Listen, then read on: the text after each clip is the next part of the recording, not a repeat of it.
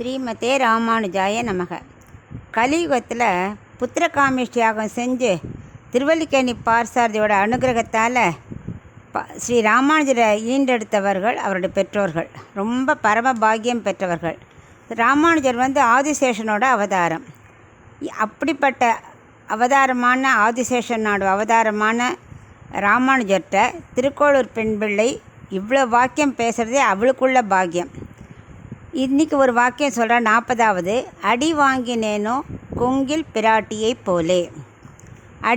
அடினா திருவடி, அதாவது பாதுகை. பாரதம் நன்னா இருக்கிறதுக்கு ரகசியம் என்னன்னாலே இந்த பாதுகையோட பிரபாவம் தான். 14 ஆண்டுகள் ராஜ்ய பரிபாலனம் செஞ்சார் இல்லையா பரதர்.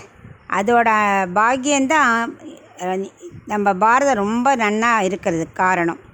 தேசிகர் பாதுகையோட பெருமையை துதித்து தான் பாதுகா சகசரங்கிற நூலையே அருளினார். பாதுகைக்கு எப்போவுமே ரொம்ப தனி மகாத்மியம் உண்டு. பகவானின் பாதுகையை விட ஆச்சாரியோட பாதுகைக்கு இன்னும் ஏற்றம். ராமானுஜரோட பாதுகை சம்பந்தப்பட்ட விஷயந்தான் இன்றைக்குள்ள இந்த வாக்கியம். அதை பற்றி தான் திருக்கோளூர் பின்பிள்ளை இன்றைக்கி சொல்கிறா. அடி வாங்கினேனோ கொங்கில் பிராட்டியை போலே. கொங்கில் பிராட்டி அவருடைய பெயர் சுமதி. அவள் கொங்கு தேசத்தில் இருக்கா. ஒரு தடவை அந்த கொங்கு தேசத்தில் பஞ்சம் வந்துடுத்து. அவள் என்ன பண்ணா, ரொம்ப பஞ்சம் வந்ததுனால அங்கே இருக்க முடியலன்னு அவள் கணவனையும் கூட்டுண்டு ஸ்ரீரங்கம் வந்துடுறா. அங்கே உறவுக்கார வீட்டில் தங்கின்னு இருக்கா. எங்கே சுற்றினாலும் ஸ்ரீரங்கத்துக்கு போகணுன்னு தோணித்தே, அதுவே பெரும்பாக்கியம். இங்கே தங்கினான். அதனால் ஒரு பஞ்சம் கூட நல்லதுக்குன்னு நினச்சிக்கிறா அவள். ஏன்னா ஸ்ரீரங்கம் ராமானுஜரை தரிசிக்கிற பாக்கியம் அவள் அந்த சுமதிக்கு கிடச்சதே. அவளும் அவள் கணவர் இங்கே தங்கின்னு இருந்தார் இல்லையா. அப்போது அவரை அங்கேருந்து என்ன பண்ணுவாள், மாடியிலேருந்து எப்போவும் இந்த மடத்தை பார்த்துட்டே இருப்பாள். ராமானுஜரோட மடத்தை பார்த்துட்டே இருப்பாள். அங்கே எல்லோரும் பணக்காரா வித்வான்கள் எல்லோரும் வருவாள். பாமர மக்கள் வரைக்கும் டெய்லி அவரை சேவிச்சுட்டு அவர் நிறைய நிறைய விஷயங்கள்லாம் சொல்லுவார். அதெல்லாம் கேட்டுட்டு அங்கே அன்னதானம் வேறு நடக்கும். அதை எல்லோரும் சாப்பிட்டுட்டு மெல்ல போகிறதே அங்கேருந்து பார்த்துட்டே இருக்கா. எல்லாத்தையும் முடிச்சுட்டு இவர் என்ன பண்ணுவார், ராமானுஜர் பிக்ஷை எடுக்க வருவார். வீதி வீதியாக அவர் பிக்ஷை எடுத்தால் வரும். ஏன்னா சன்னியாச தர்மம், அதான் பிக்ஷை எடுத்தால் அவள் சாப்பிடணும். அதுவும் 7 வீட்டில் தான் பிக்ஷை எடுப்பாள். அதுக்கு மேலே அவள் எடுக்கக்கூடாது. அவள் நினச்சிப்பா, எல்லாருக்கும் மடத்தில் அன்னதானம் நடக்கிறது, தத்தியாராதனை நடக்கிறது, இவர் மட்டும் ஏன் இப்படி பிக்ஷை எடுக்கிறார், இவள் யோசிச்சுட்டே இருப்பாள். ஒரு தடவை என்னாச்சு, இவள் தங்கியிருந்த வீட்டு வாசலில் நின்னார் ராமானுஜர். இவள் மாடியிலேருந்து இறங்கி ராமானுஜர் முன்னாடி போய் வழி மறைச்சி நிற்கிறா. உடனே அவர் ஒன்றும் கோச்சிக்கலாம் இல்லை. அவர் உடனே என்ன வேணும் உனக்கு அப்படின்னு கேட்குறாரு. அவள் அப்போ சொல்கிறா, ஆமாம் மடத்துக்கு எல்லோரும் உங்கள்கிட்ட பேசிட்டு சாப்பிட்டுட்டு போகிறாளே, நீங்கள் மட்டும் ஏன் அங்கே சாப்பிடாமல் இப்படி பிக்ஷை எடுத்து சாப்பிட்றேன் அப்படின்னு அவள் கேட்குறா. அப்போ அவர் சொல்கிறார், நான் மடத்துக்கு வருவாளுக்கெல்லாம் நல்ல நல்ல விஷயங்களை பற்றி பகவானை பற்றிலாம் சொல்லுவேன். அவள் அதெல்லாம் ஆர்வமுடன் கேட்பா. மடத்துக்கு வந்தவாளுக்கு உணவளிக்கணும் இல்லையா, அதனால் அவள்லாம் சாப்பிட்டுட்டு போவா. ஆனால் நான் சன்னியாசி. என்னோடய சாஸ்திர பிரகாரம் நான் 7 வீடுகளில் தினசரி பிக்ஷை எடுத்து சாப்பிடணும். அதுதான் என் சன்னியாச தர்மம். அதனால் எல்லா பெண்களையும் நான் எப்போவுமே அம்மாவாக பாவித்து மாதுகரம் அப்படின்னு அதுக்கு பேர். அம்மாட்டேருந்து வாங்கிக்கிறதா அர்த்தம். அது மாதிரி நான் வாங்கி சாப்பிடுவேன். சன்னியாசிகளுக்கு ரொம்ப சுகபோகமான வாழ்க்கையெல்லாம் வாழக்கூடாது, தனத்தெல்லாம் கூடாது. மடத்துக்கு நிறையா தனங்கள் வரும். ஆனால் அதெல்லாம் பகவத் கைங்கரியத்துக்கு அன்னதானத்துக்கு அப்படி தான் செலவிடணும். நம்மளுடைய தனிப்பட்ட இதுக்கு செலவழிக்கக்கூடாது அப்படின்னு அவர் சொல்கிறார். உடனே அவள் அப்படியே கைகூப்பி நன்றி சொல்லி, மடத்துக்கு வருவருக்கெல்லாம் தினம் நல்ல விஷயம் சொல்கிறேளே, எனக்கும் ஏதாவது சொல்ல முடியுமா அப்படின்னு கேட்குறா. ராமானுஜருக்கு ஒரே ஆச்சரியம். இந்த பொண்ணு அப்படிலாம் ஒன்று படித்த மாதிரி தெரியல, ஆனால் நல்ல விஷயம் கேட்கணும்னு ஆசை இருக்கே. உடனே அவர் வழிமறித்து கேட்டாலும் ஒரு கோவமெல்லாம் வரல. சந்தோஷத்தோடு அவள் காதில் அஷ்டாட்சர மந்திரத்தை சொல்கிறார். சில பேர் சொல்கிறா அவர் மடத்துக்கு வர சொல்லி அங்கே பஞ்ச சம்ஸ்காரம் பண்ணி அஷ்டாட்சர மந்திரம் சொன்னதாக சொல்கிறா. பட் அவளுக்கு அஷ்டாட்சர மந்திரம் சொன்னாங்கிறது முக்கியம். அது நடந்தது. உடனே அவள் என்ன பண்ணா, அவர் சொல்கிறார், அதை பண்ணிவிட்டு நாராயணன் தான் நம்ம எல்லாருக்கும் அவர் ரட்சிப்பார். ஸோ சரணாகதி தான் அதுக்கு ரொம்ப முக்கியம், அதை அடைஞ்சால் போகிறோம் அப்படின்னு அவருக்கு எல்லாம் விளக்கமாக சொல்கிறார். இது சொன்ன உடனே அவள் அப்படியே அவர் காலில் விழுந்து நமஸ்கரித்து ரொம்ப சந்தோஷப்படுறா. அப்படி ஒரு ஈடுபாடு அவளுக்கு. மறுபடியும் மாடல அதே பார்த்துட்டே இருப்பாள். இப்படி பெரிய ஆச்சாரியோட தரிசனம் கிடச்சிது இல்லையா, சாதுக்களோட சத்சங்கம் கிடச்ச உடனே கொங்கு நாட்டில் பஞ்சம் தீர்ந்து போயிடுத்து. மழை பெஞ்சு செழிப்பாக எடுத்து ஒரு தடவை சொல்கிற சுமதியும் கணவனும் திரும்பி ஊருக்கு போக பிளான் பண்ணுறான். அப்படிங்கும்போது மறுபடியும் இவர் என்ன பண்ணுறார், ராமானுஜர் ஒரே தெருக்கு டெய்லி வரக்கூடாது. ஸோ இப்படி கொஞ்ச நாளைக்கு அப்புறம் மறுபடியும் இந்த தெருக்கு வரும்போது இவன் மறுபடியும் வந்து வீட்டு வாசல் வந்தவுடனே சேவிச்சுட்டு நான் ஊருக்கு போகிறதா இருக்கேன், எனக்கு ஆசீர்வாதம் பண்ணுங்கோங்கிற. அவர் ஆசீர்வாதம் பண்ணுறார். ஆனால் அப்போ சொல்கிறா, எனக்கு எதாவது ஒன்று சொல்கிறேளா, எனக்கு நீங்கள் சொன்ன உபதேசம் மறந்து போச்சு, மறுபடியும் சொல்கிறேளா அப்படிங்கிறா. மறுபடியும் அவர் சந்தோஷமாக அவருக்கு அந்த அஷ்டாட்சர மந்திரத்தை சொல்லி எல்லாம் சொல்லித்தரார். உடனே இந்த மந்திரத்தை சொல்லிகிட்டே இருப்பாள். ஆனால் அவளுக்கு மறந்து போயிடும், ரொம்ப படிப்பு இல்லை இல்லையா, அவளுக்கு மறந்து போய்டுறது. உடனே அவள் சொல்கிறா, நீங்கள் சொல்கிற மந்திரம் எனக்கு மறந்து போகிறது, அதுபோல் அவங்கள்ட்ட ஏதாவது ஒரு முக்கியமான ஒரு பொருள் எனக்கு தாங்கோ, அதை நான் பத்திரமா வச்சு நான் அதை சேவிச்சுட்டே நான் வச்சுட்டுருக்கேன் அப்படிங்கிறா. இவர் சொல்கிற, நானும் சன்னியாசி, எனக்கிட்ட தனமோ பொருளோ எதுவுமே கிடையாது, நான் என்னத்தை கொடுப்பேன் அப்படிங்கிற. உடனே இவள் பார்க்குறா ராமானுஜரை, கேசாதி பாதம் பார்க்குறா. அப்படி பார்க்குற திரிதண்டத்தை பார்க்குறா, பிச்சை பாத்திரத்தை பார்க்குறா, பாதுகையை பார்த்தா. உடனே தெரிஞ்சு போச்சு. உடனே சுவாமி அந்த பாதுகையை கொடுத்தாக்க நான் என்னோடய மீதி காலத்தை அந்த வச்சுட்டே ஓட்டிடுவேன், அதை சேவிச்சுட்டே என் காலத்தை ஓட்டிடுவேன், நான் மறுபடியும் ஸ்ரீரங்கம் வரும் பாக்கியம் எனக்கு கிடைக்குமான்னு தெரியாது, அதனால் எனக்கு உங்கள் பாதுகையை தர முடியுமா அப்படின்னு கேட்குறா. ராமர்டேந்து பரதர் வாங்கினார் இல்லையா பாதுகையை, அந்த மாதிரி இவளும் ஆச்சாரியர் ராமானுஜர்டேந்து பாதுகையை வாங்கிக்கிறா. அவரும் கொடுத்துட்டார், கேட்டவுடனே அவர் கொடுத்துட்டார். அப்போ தான் சுமதிங்கிற பேர்லாம் அவர் சொல்லவே இல்லை, அவளுக்கு கொங்கில் பிராட்டின்னு பேர் வச்சார். அவர் கூப்பிட்டதே அவர் தான், கொங்கில் பிராட்டின்னு. அந்த பாதியை கண்ணில் ஒத்திண்டு அவரை சேவிச்சுட்டா. இதைத்தான் அந்த பெண் பிள்ளை சொல்கிறா, அடி வாங்கினேனோ கொங்கில் பிராட்டியை போலே. அவளுக்கு தோணித்தே, பகவான் ஆச்சாரியோட திருவடியை வாங்கிக்கணும் தோணித்தே, பாதியை வாங்கிக்கணும் தோணித்தே. என்ன உபதேசம் கிடச்சி, 2 தடவை உபதேசம் வாங்கிட்டாளே, என்னெல்லாம் அவளுக்கு கிடச்சது, என்ன பாக்கியத்தை பெற்றாள் அவள் அப்படின்னு அதைத்தான் புலம்புறா.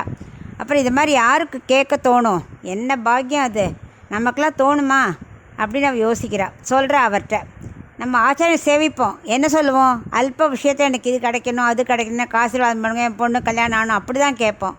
அவள் பாரு, உங்கள் திருவடி பாதுகையை கொடுங்கன்னு அதை பூஜை பண்ணி நான் என்னை வச்சுக்கிறேன்னு அந்த மாதிரினா அவள் கேட்டா. ஸோ அந்த மாதிரி அந்த பாக்கியம் எல்லாருக்கும் தோணணும், நல்லதாக கேட்கணும். பகவான்கிட்ட எதுவுமே கேட்கக்கூடாது, ஆச்சாரிட்டும் சரி அவர்கிட்ட சரி, நம்ம கஷ்டத்தை சொல்லவே கூடாது, உங்கள் ஆசீர்வாதம் மட்டும் போகிறோன்னு தான் நம்ம வேண்டிக்கணும்.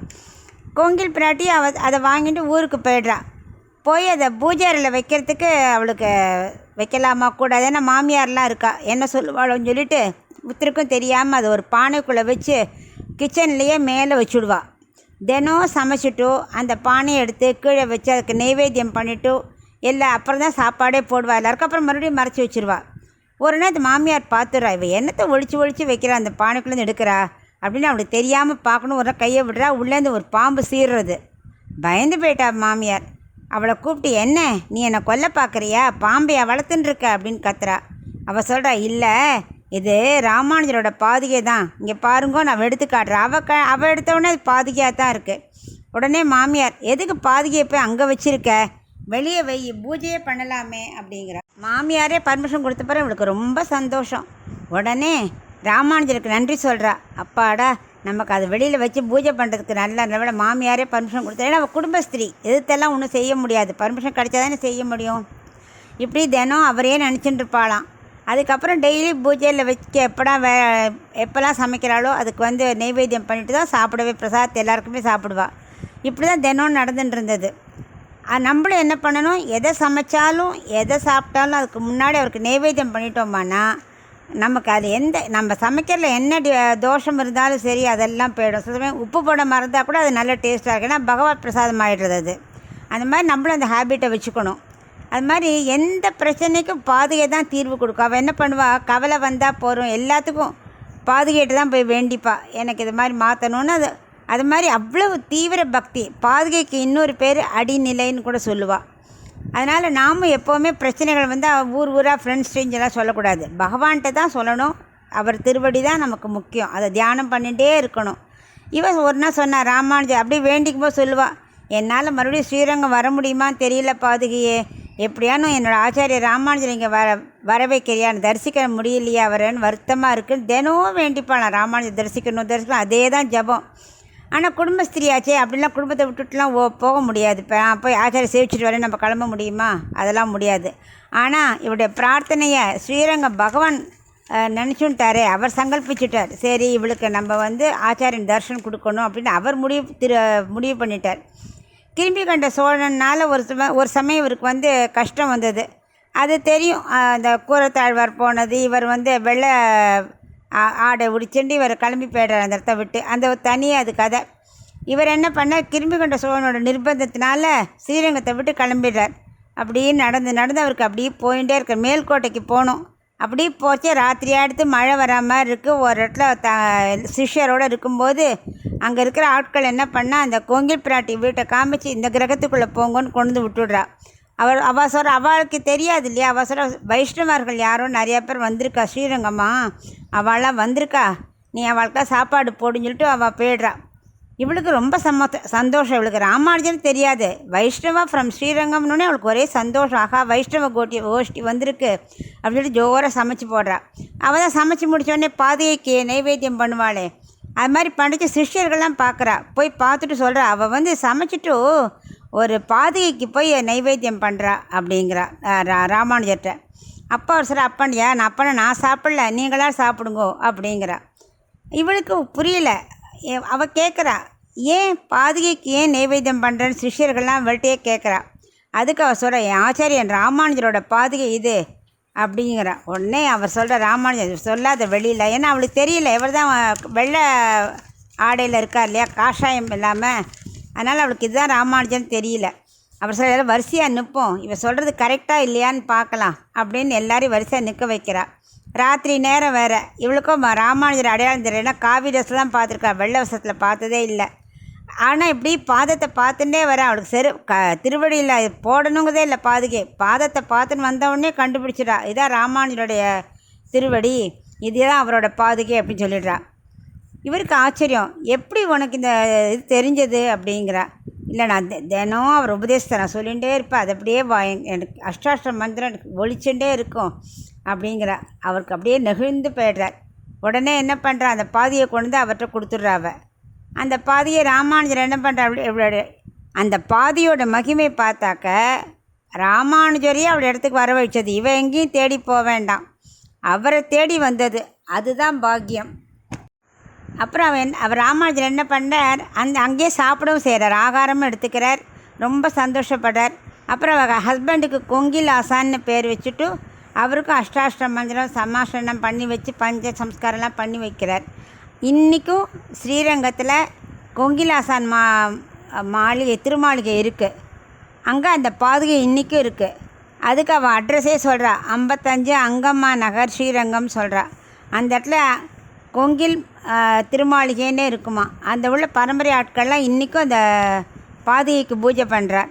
ராமானுஜர் நிருசிம்மமூர்த்தி விக்கிரகம் கொடுத்துருக்கார், சாலக்கிராமம் கொடுத்துருக்கார், தாம் பண்ண பஞ்சசம்ஸ்காரம் பண்ணார் இல்லையா, அந்த சங்கு சக்கரம் அதுவும் அங்கே தான் இருக்குது. இன்றைக்கி யார் வேணாலும் போய் அங்கே சேவிக்கலாம்.